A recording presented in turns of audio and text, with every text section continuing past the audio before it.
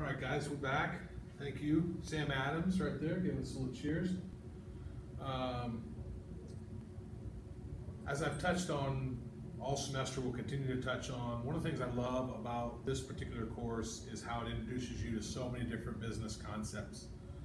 That being said, I wish we could spend half a semester on leadership, because I just think it's that important. And I think it's a topic that is under-taught. I think in today's world, we just expect people to pick up leadership on their own as they go through life, and I just think it's too important of a topic to leave to chance. So I wish we had more time, but that being said, we'll jump into here. So what are some of the responsibilities of leadership? How does it differ from management? So let me jump back to that slide that reminds us, really the definition of management is just as good, but there's I think a graphical slide of it too.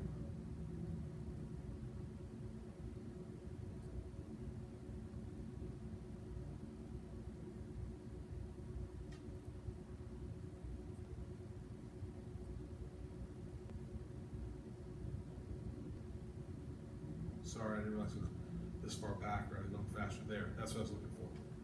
So the four functions of management: planning, leading, organizing, controlling. Obviously, leadership is inside management and is going to be inside leadership as well. And some of these others will be there, but leadership is, there are some things that you need to be able to do as a leader that you don't have to be able to do as a manager, or slightly less important, I should say. One of those things that a leader has to be able to do is cast the vision. When you talk about casting vision, think of it a little bit like a sales pitch, but instead of just to your customer, it's to every stakeholder in your organization.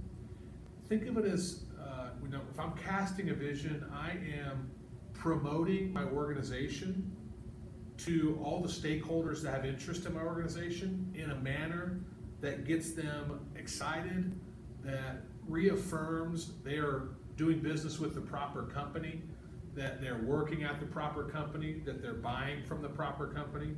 So casting a vision becomes a first step in being an effective leader. If I'm the CEO, then I'm communicating and casting that vision for the entire organization. But if I'm the leader of a department, I'm still doing the exact same thing. I've just narrowed my audience to all those stakeholders in my department. I still could be employees, still could be customers, could be internal customers. Maybe I'm not dealing with the external customers that are actually buying our finished product, but I am in a department that does some amount of work to something and hands that item to another department for them to finish. That's my internal customer. I want to listen to them. I want to cast a vision so they know that I'm passionate about doing a great job for them. So the audience just shrinks if I'm not the CEO, if I'm now a department head or division head. But that ability to get people excited and help them realize that they are connected to your organization is very important as a leader. Then the next one they're talking about is establishing values, and then they talk about promoting ethics. Well, ethics is a value. We want to run an ethical organization. That's something that we value. So it's all hand in hand. What are some other values that we might want to promote? Maybe it's honesty, integrity, enthusiasm. Okay. Every organization really needs to have some core values, and you as a leader have to embody them. You have to role model them. You have to teach them at every step along the way, so that your new hires begin to live out that culture inside your organization. Leaders need to be able to embrace change. We talked as a manager, you're getting a lot of those tactical plans and operational plans handed down to you. Changes still happen, clearly. Somebody calls in sick, a piece of equipment breaks, you're still going to be able to deal with change. But a leader is dealing with change at a higher level and in a more fluid level, meaning we thought we were going to do this and it was going to lead to that, and it didn't really work that way. And we got to be able to adapt to those changes in the environment, those changes in our customers' needs. Okay, leaders are expected to not just adapt to those changes, but anticipate them. Okay, and be have contingency plans in place for those changes that could come down the pike. Stress responsibility and accountability. Start with yourself. If I want to be a great leader, I have to hold myself to the highest standard of anybody in the entire organization, including my boss. If I want to be a great leader, I have to really, really demand a lot of myself. I tell my kids all the time, if you chase perfection, you'll catch excellence. I think it's a Vince Lombardi quote. Well, clearly no one's going to be perfect. As a leader, you're not going to be perfect. But if I'm shooting for perfect, I might be pretty dang good. Okay? And so you got to start by holding yourself accountable, because everyone else is watching you. As soon as you put on the leadership hat, the figurative leadership hat, everyone else is watching you. You know, are you on time? You know, do you cuss? How do you come off? Are you ethical? Do you seem fair? Do you listen? Okay, so hold yourself accountable first. Once you do that, almost just through culture, through your charisma, people will begin to expect more of themselves. That being said, you do have, as a leader, you have to have the ability to hold people accountable. And sometimes those are awkward conversations. And a lot of managers don't want to have those conversations, so they'll just kind of sweep it under the carpet. We'll just let that go. It's not that big a deal. I'm too busy. There's a million excuses why you might not want to have that awkward conversation where you're holding someone accountable. But here's what happens when you don't have that awkward conversation. I told you people are very, very aware. So the staff that I am leading, they've got an eye on me and they're watching how I handle this situation. It's kind of like when you ever see a kid throw a temper tantrum in the mall, and you're not really watching, you're not really staring or taking a video of this kid throwing a temper tantrum, but you definitely got an eye and you're watching that parent, and you're kind of wondering how they're going to handle that. Tough situation, it's awkward, no one really likes it. How am I going to handle that? Or the kid crying on the plane, same sort of thing. You kind of got an eye towards what? Well, same thing in your team. Your team's got an eye towards how are you going to handle this with Johnny here not really pulling his weight? And if you choose to be the manager or the leader that says, I'm just going to sweep that under the carpet, well, they recognize that. And what does that do to them? Well, it could do several things. So, one, they can start to go, well, he cut that corner, I'm going to cut this corner. Because apparently it doesn't matter, we're allowed to cut corners. Or they might be sitting there thinking, you know what? I thought he was a stand-up dude. I thought he was an honest fellow. I thought he believed in equality and fairness, treating people equally. But he's kind of giving that person preferential treatment now. I don't like that. I am demotivated now. I may look for another job. At a minimum, I'm not going to work quite as hard. I'm not going to perform that citizenship behavior, showing people around how to really welcome them to the new organization, making new hires feel great. I'm not doing that. I'm just going to come in and do my job, maybe slack off a little bit and go. Right, so now all of a sudden, you might be frustrated as a manager, as a leader, that Johnny's lack of performance is taking your team down. I would say no. It's not Johnny's lack of performance that's taking the team down. It's how you chose to respond to Johnny's lack of performance. It's on you. So you're the one that needs to now go, okay, how do I need to handle this? Well, is it Johnny's first time? Does Johnny even know that I'm watching him? Have I given Johnny any feedback at all that says what your behavior is not appropriate? Does it line up with the goals of our organization? Or have I just assumed Johnny knew he's not supposed to do that? Well, that's on me now again. So I have found that a lot of your people problems in your organization stem from poor leadership. And some of that is for all kinds of, same thing, the leaders haven't been taught, they haven't been developed by their leaders, so it kind of becomes this vicious cycle. So,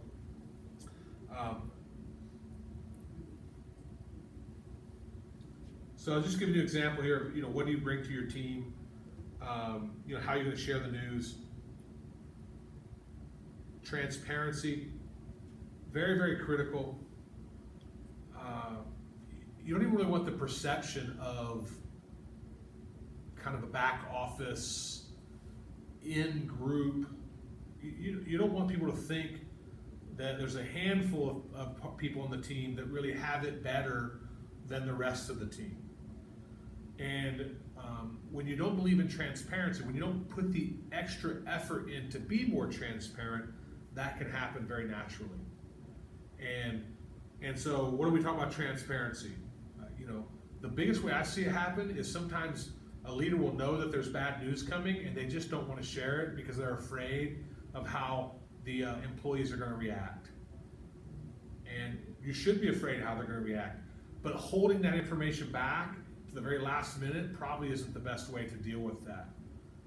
And so again, the old golden rule, do unto others as you want done to you, or put yourself in their shoes. A lot of times you'll know when you aren't being transparent. If you just stop and go, well, would I want to know that if I was on their side? And of course the answer is yes, you should be doing that. So transparency is really, really clear. I think the other thing that has to happen for people to be transparent is you have to have some humility. Because one of the ways that you need to be transparent is, I messed up. Sorry. I didn't really get that done the way I thought I was going to get it done. Or it didn't go the way I told you all it was going to go, and I take responsibility for that. So a lot of the transparency starts from you just being humble enough to recognize that you just kind of didn't do great on that one. Okay. Just some different leadership styles here. Autocratic, we've had those. Some of you might think of like your dad. I'm sure I'm an autocratic leader at my house. I like to think in a business environment, I'm more of a participative or democratic leadership style. I know I'm not a free rein leadership style. I have too much OCD stuff to give people just free rein to go do whatever. But and clearly you're not like in one camp or the other, meaning there's really a graduated continuum here. You'll notice this slide is taking you from all the way down here where I micromanage every decision that ever's made, all the way down to, hey, as long as you're getting it done, I don't really care how you get it done. There's other terms too. Again, you could spend a whole degree on leadership, and you'll have other classes here that are heavily about leadership. There's servant leadership, which is a very cool concept. I normally operate somewhere in here where a manager presents a tentative decision, but I am truly looking for feedback from people I work with, either my peers or my subordinates. And the main reason I'm doing that, the feedback you're looking for, and the reason I like to start here and not really here, is a lot of times the frontline managers, your subordinates, your peers, a lot of times they see things that you don't see. So by soliciting their input, a lot of times you arrive at an actual better decision, because maybe they're closer to that information, maybe they're closer to what the customer expects, whether it be internal, external customer. So a lot of times if you don't ask, you don't actually arrive at the best solution or decision. I think we might have covered in a previous chapter, but this idea of brainstorming and your best solution is only as good as all the alternatives that were considered. So why would you be arrogant enough to believe that I'm the person who knows best on everything and you never ask for any sort of impact?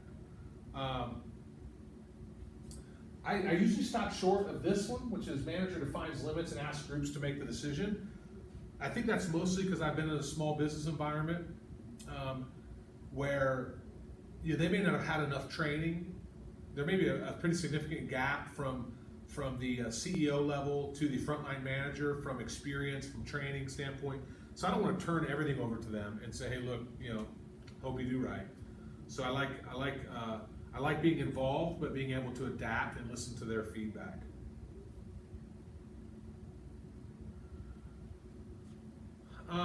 There's a giant debate, are leaders born, or is it nature? Is it nurture? Are you born a leader? Are you developed into a leader? And in my opinion, it's like, yes.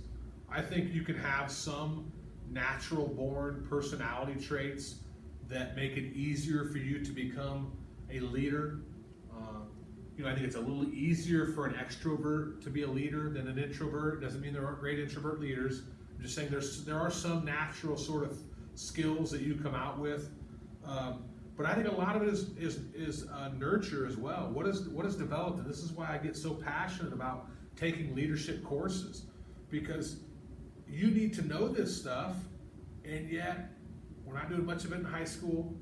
We're doing some of it in college now, but in the work environment, we're hiring experience and hoping they know how to be a leader.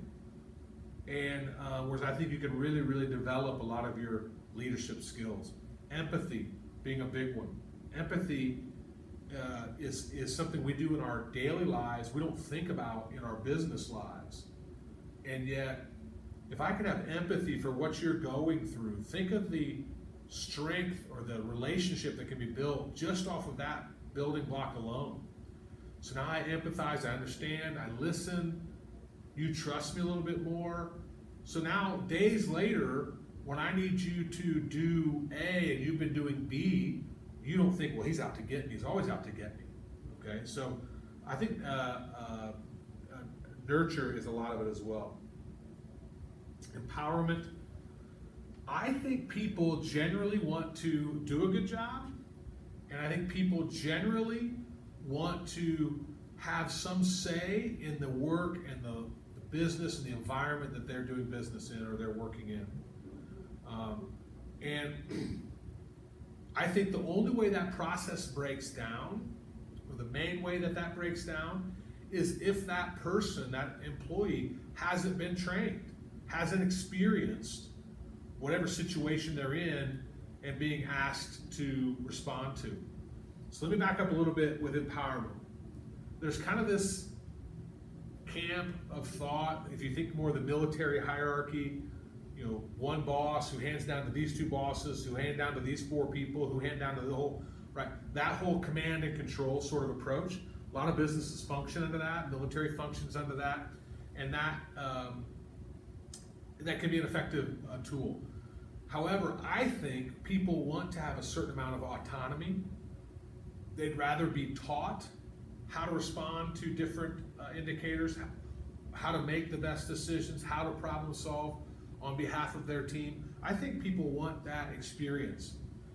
I just think that businesses, well, one, you can't hire that in very often, because even if you hired someone who has an experience in your industry, you still have your culture and the way you go about things, and you have your existing team that they have to interact with. So it's tough to hire that in. It has to almost be developed internally. And yet, to develop it internally takes some time, takes energy. Okay, people have to be interested in it. Executives have to be supporting it. And yet, when you look on the financial statements, all of those things look like expenses. It's not very easy to say, we have a really empowered workforce, so therefore we made this money. And so I think then a lot of leadership, when they hear about empowerment, when they think about how it could help them, they think, yes, let's do it. And then they realize the actual effort that it takes to develop all their people, and they say, ooh, that sounds expensive. And then they do some sort of down the middle approach, which can't quite get you there. So the idea of giving them tools, giving them an education, supporting them, developing them, teaching them, training them, that all sounds great, but I think a lot of leaders are saying that's expensive. When you find an organization, when you go to work for an organization, and I know Subaru's doing this for a lot of people here, and I think Wabash National is as well, but you find someone who's paying to educate you, that's a real good sign. It's a good sign, because that means that they believe in developing their employees to be the best they can be. So if in that environment, a manager becomes a lot less of a drill sergeant, boss, command control type, and a lot more of a teacher, coach, mentor, leader sort of manager. Manage output instead of hours. It can be challenged there. Sometimes you need to manage both, because again, you're not just managing the productivity, you're also managing your team's expectations of one another and expectations of you. So you got to be somewhat careful that if I'm managing just to output, but it looks like Johnny's working half as much as I am, that can still be a problem for you. So be aware of that. Train your workers nonstop. Train, teach. Allow managers to make mistakes. They can't learn if every time you give them an inch, you go, no, let me bring that back because I don't trust you to make that decision. Okay, so you gotta be teaching. Then you have to have that relationship when they make a mistake to be able to step in and go, hey, walk me through what you were thinking there. Let me point out a few. Did you think of that? No, I didn't think of that. Okay, well, we need to make sure we consider that next time. Okay, I will. Right? You got to have that side of relationship. Knowledge management. You should be thinking of this as an individual and then as an organization as well. We touched on the fact that an organization is only as strong as their people. Their people are only as strong as what they know, what their experience is, what they've been taught. So this idea of knowledge management on an individual level is pretty important. And then the other piece is on a business level, what kind of tools can we give our managers? What kind of knowledge, what kind of data can we convert to information, which we convert to knowledge, and then we give that to our managers to help them do their jobs better? Can we have a business dashboard where they log in on their computer, it's kind of right there and all the key measurements are right there? Can we do something on a monthly round table, sit down and talk about some of these things? But we want to try to keep continually converting relevant data into information, and that information then into knowledge, because knowledge is then how we actually make decisions off that data. Social media can be tough because if you're in a business, you kind of have to have a presence in social media, but it also can be a distraction. So you kind of go down the whole idea of, do we let one person do our social media, or do we open it up to everyone? If we open it up to everyone, then what if they say something wrong or inappropriate? Oh man, that'd be horrible. Let's go with the one person. Well, then you get into, well, how many people can the one person respond to? And it sends a message to everyone else, so we don't trust you. So it can be a slippery slope both ways.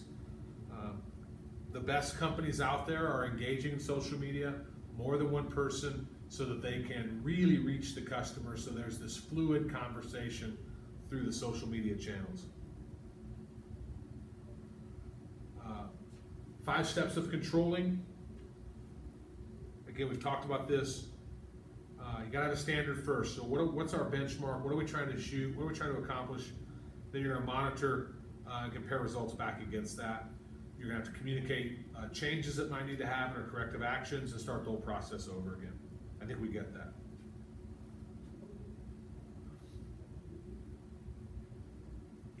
Again, this asking about a micromanager. I mean, do you like to be micromanaged? I mean, most people don't. Most people don't like that relationship, that karma, that vibe of someone standing over their shoulder, double checking their work all the time. I touched on external and internal customers. Just to, again, external being someone who's actually a consumer who's buying our end product. But a lot of times my department's going to work with an internal consumer who is someone that might use part of my subcomponent to then make the end product. All right, cool. So that's the last of our slide on leadership. Again, I wish we could have done this in person, just kind of the way the exam worked out with spring break and all of that. So I will get all 3 of these, so part 1, part 2, part 3 uploaded, and I'm going to push out an email for your test will be out there, as well as 2 assignments, as well as make sure that you get with your teammate, because we need to be moving those projects along so you don't get to the end of the semester and you're like, oh my God, I don't have this done, okay? So make sure you're reaching out to them, because you don't have class, you should be able to, at a minimum, get a phone call if you can't even meet in person. So appreciate you guys. So let's see, I think I'll put it, I have to look at the schedule. I think I see the Monday class next week, but I'll put it in the email I shoot out once these once these lectures are uploaded. So hope they came through okay. Appreciate you guys. Miss you. Talk to you later.